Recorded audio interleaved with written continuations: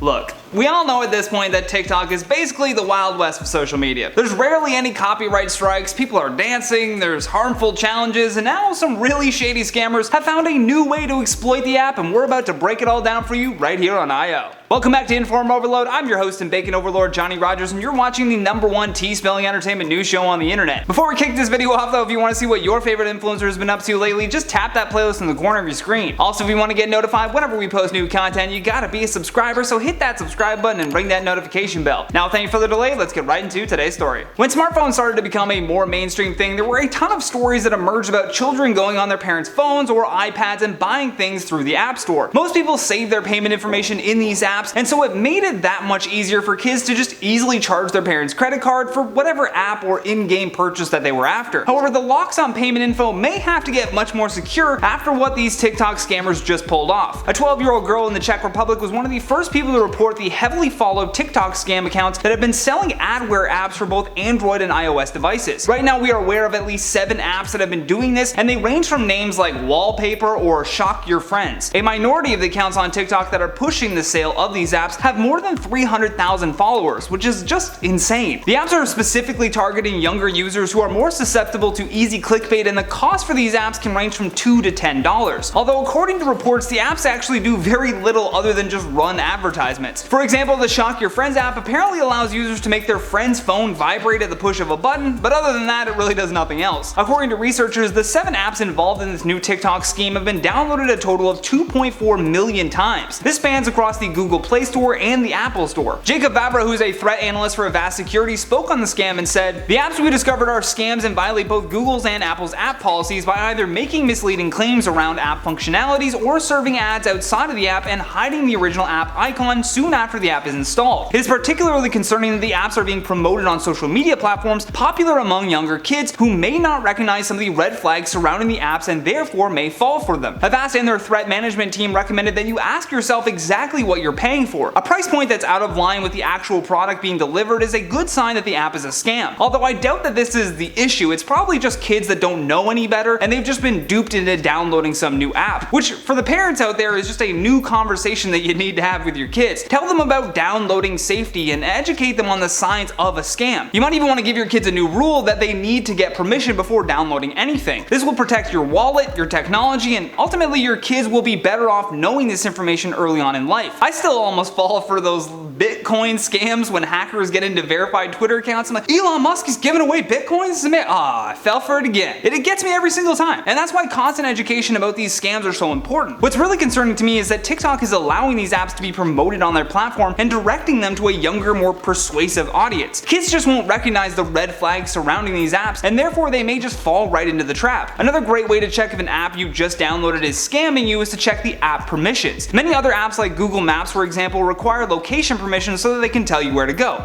Makes sense, right? Although this loophole is often accessed by nefarious app developers who want to access that information without the app even requiring it to operate. So keep all of those things in mind and leave us a comment down below if you've witnessed one of these TikTok scam accounts that made, not even kidding you, $500,000 in ad and app revenue alone. And while you ponder that, let's check out some of your comments from the video titled "Tana Mojo loses her verification for this." Zombie says, "Tana Monjail should just stop, she's just embarrassing herself." I didn't think I could love a name better than Tana Mongoose, but I gotta say, Monjail is kinda nice too. Good on you for that one. VT says, "Has no one acknowledged that Johnny Rogers' name sounds like he moonlights as a superhero?"